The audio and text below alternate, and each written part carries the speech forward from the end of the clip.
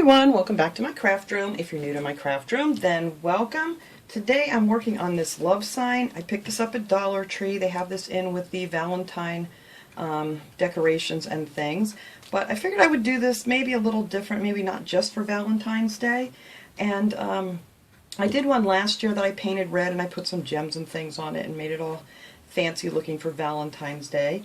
But this one I thought I would decoupage this pretty napkin I have. Now this was sent to me from a subscriber, so I'm not exactly sure where this one came from, but you can find pretty napkins pretty much anywhere.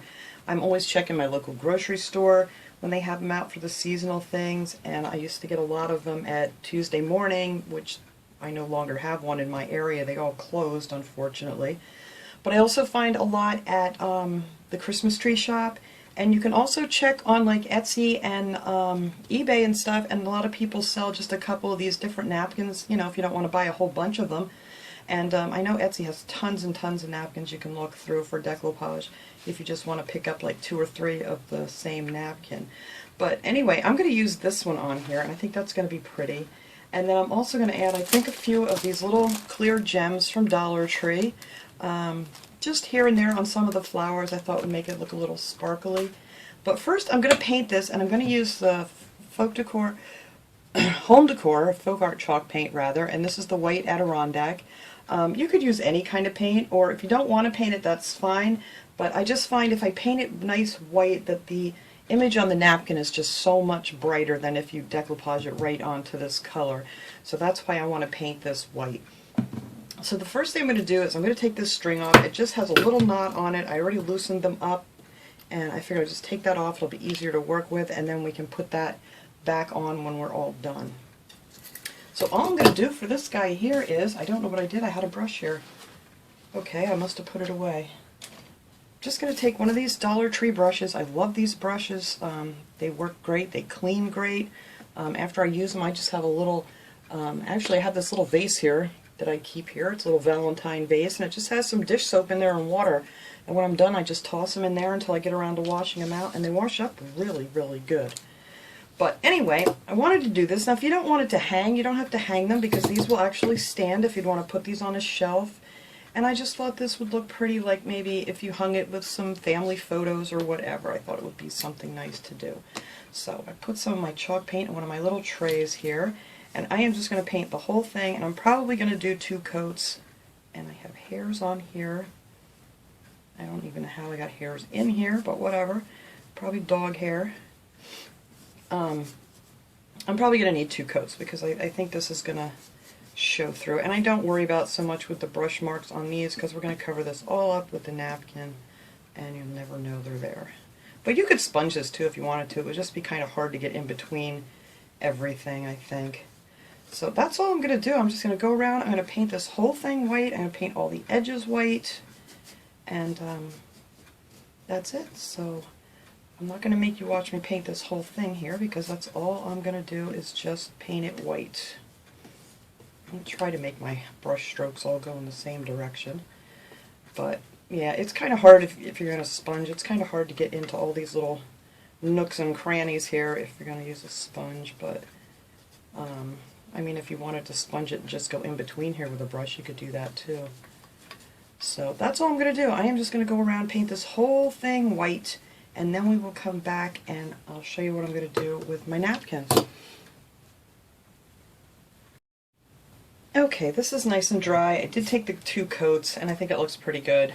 So now we're ready to put our napkin on here. That's a little off right there. I should have put a little bit more, but that's alright. So I have some Mod Podge I put here in one of my little Dollar Tree dishes. And I cut my napkin in half just to make it easier to work with here. I'm going to try to do this. Since this print is so pretty all the way through, I'm going to try to do it in one piece. I don't know if it's going to work out, but we're going to give it a shot. Now this is a 3-ply napkin, so you want to take the other 2 plies off. So you're down just to the single ply of the napkin. And then you can put these aside. I don't know if I can get these apart. Yeah, I can. Put these other 2 plies aside that you can use to clean up little messes with. That's what I do with them. So we'll just put those over there. And then I have the other half of the napkin that I can still use on another project. So Like I said, if you want to look for napkins where you can only get like a couple, you know, that's plenty. So now I just want to kind of position this so I can see where I'm going to get the best images on here. And I really want to get some of these butterflies and make sure they're on there. And that'll look pretty there. That's going to leave that a little blah. Let's see if we pull it down a little bit. That might work out a little bit better. No, I'm still going to end up with that. Hang on. Alright, we're going to stick with this because I really, really like this butterfly here. So, and you know, if I need to add another butterfly, you can just cut one out of here and add them in here and there too. You don't have to keep it anything exactly the way it is. And then after I get this all on here, I'll show you guys how to just cut this off. It's real simple, all your excess. So I'm just going to put this right on the top. It's the one layer. It's very thin, so it'll soak right through. And like I said before, I don't like putting it on first because if you lay these napkins down and you don't get it in the exact position you want it, it's really hard to move them. They're so thin that they will just rip on you. So hopefully this is going to work out for me here.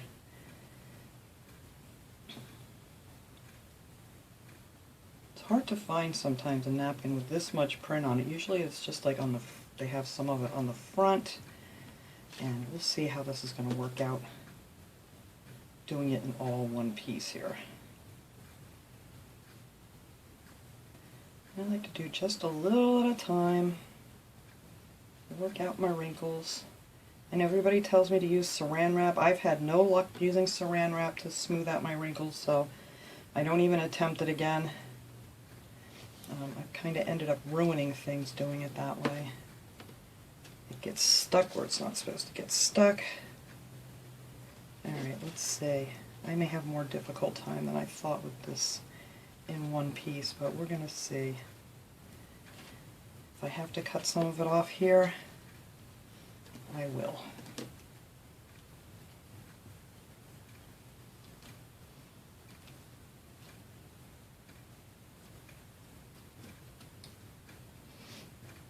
I've done a lot of them with one whole sheet, but nothing, you know, like on cutout words here, so we're just going to kind of hope for the best here.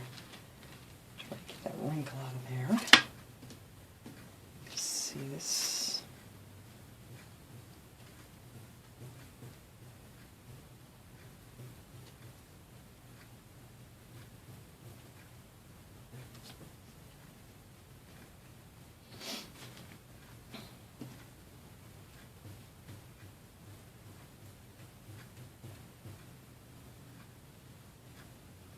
You want to make sure you got it on all the edges of your letters underneath.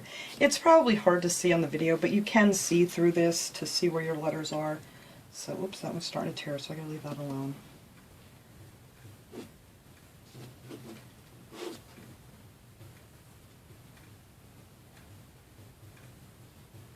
I just thought this, since it's all in one big pattern, I was afraid if I started ripping pieces apart that it was going to not match up real well. But we'll see. I'm sure it would have been a lot easier done in pieces, and I don't think this is going to work out for me here. I can't pick it up. I see this isn't going to work. See, if that was like in between a letter, I wouldn't even care.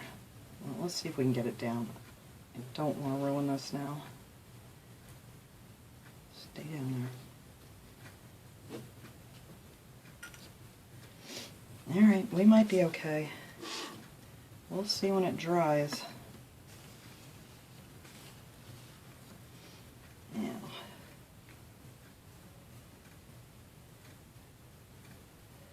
if I get a little crease in with some of these dark spots, you're not even going to notice them, so let's hope.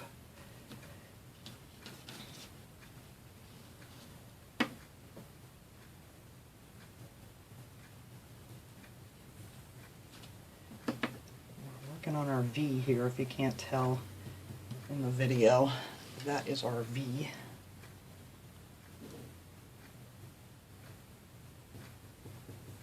Yeah, I should have tried to pick that up. Sorry. Alright, let's keep going here. Hopefully that'll lay down nice. Now, sometimes it'll look a little bumpy after you get your Mod Podge on, but a lot of times it'll just flatten out as it dries, so I don't worry about that too much.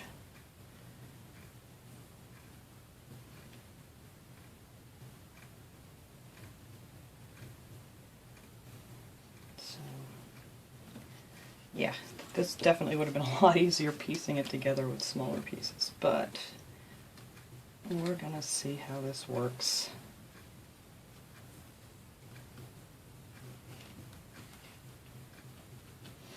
Alright, we got our V done there. We're almost done.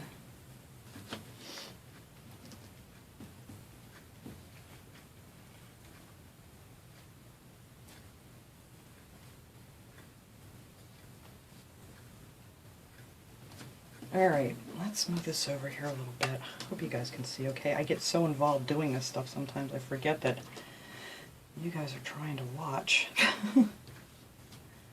Alright. Try to move that over a little. Sometimes you just gotta tap them out. Now that's in between the V and the E there, so that little rip there won't matter. Alright, let me see if I can get this part of the E going.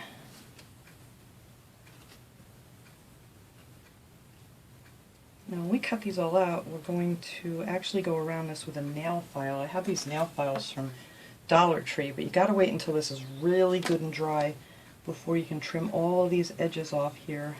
And some of it we're gonna cut out to get out of the way. Whoops, that ripped right off there too.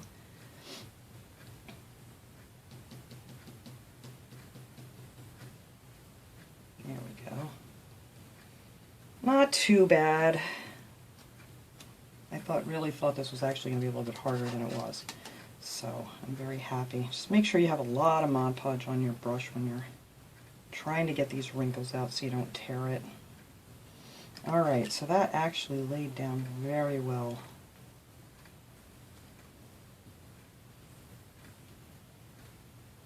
Just wasn't sure, because like I said, I've never done a big piece like this on letters. I've done it like on a flat board, which is really simple.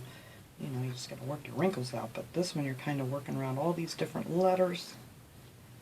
Alright, so that is it. I am just not going to touch this thing again here until it's really good and dry, and then we're going to go back and I'm going to trim some of this excess off and show you how I just file off all the ends of this so it looks like a nice straight cut. So after this dries, we'll come back and do that. Okay, this is nice and dry now. I actually let it sit here for a couple hours while I was busy doing stuff. So I'm going to cut some of this extra off here just to get it out of my way. It's just kind of easier. So let's get rid of that. I can get rid of this now. So now I'm just going to take my file. I'm not going to do this whole thing on camera because, you know, it's probably pretty annoying sound. But if you just file straight down on your edges, it'll take off all the excess here. And you want to file it straight down like that so it makes a nice straight edge. And you'll see how that comes off really easy. You don't want to go up on top at all when you're filing because it'll just ruin your image. So you just kind of want to go on the side here, just kind of file it off, and then that'll peel off in a nice straight edge. See how nice that comes off? So I'm just going to do this around all these letters here and get all of this excess off, and then we can see how this came out. Getting in here might be a little tricky, although I do have this tool here that someone had sent me in the mail, and it has like a file on it. I use this thing a lot. I think she said she got it at Joann's. I'm not sure what it's called, but this is a wonderful tool to have as far as like poking holes in things and filing in these little crevices, and I think that I will be able to get down in here with it. Yep, so this is going to work out good. But you're going to need something really small to get in some of these little nooks and crannies. But that's how that all comes off, and then you have a nice edge. So let me go ahead, I'm going to actually clip these so I can get in here a little bit easier. And that should work on here too. I'll get that to fold down.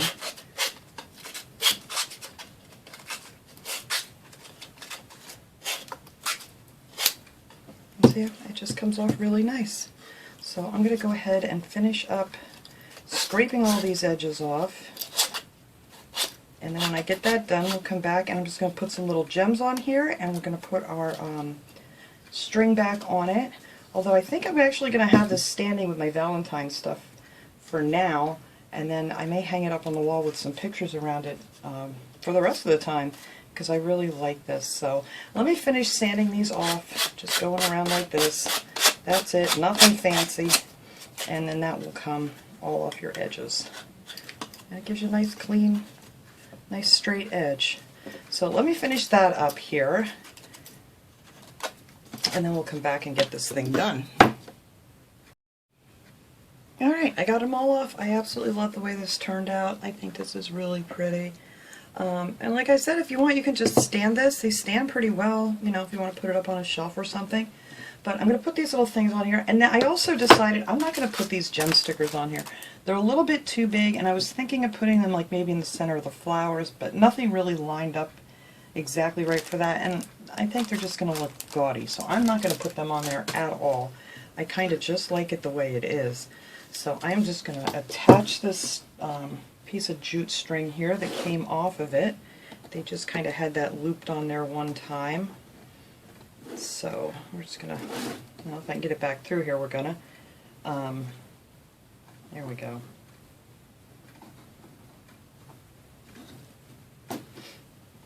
They just had one little knot tied in these, and it seems to hold just fine. So that's what we're going to do. I might have to trim that off just a little bit. Yeah. So I may take this off after. I'm going to hang this up to show you guys how it looks hanging up. But I may take this off to actually put it out on my shelf later. I'll trim that off just a little bit. A little too long. But yeah, that is it. And there is our love sign. I love it, love it, love it. Like I said, you can't find a napkin like this. You could use a nice Valentine napkin if you have it. You may have to piece it on there a little bit, but I'm sure it would look wonderful. Any kind of napkin, whatever color scheme you have in your house and you like to do, you could even do it in a plain color or whatever. But I really wanted to give this a shot on one of these signs, and I'm really happy that I did. So I hope you guys enjoyed this video. I'm going to hang this up and take a picture. I'll put it at the end of the video. So I will see you guys all next time. Have a great day, everybody.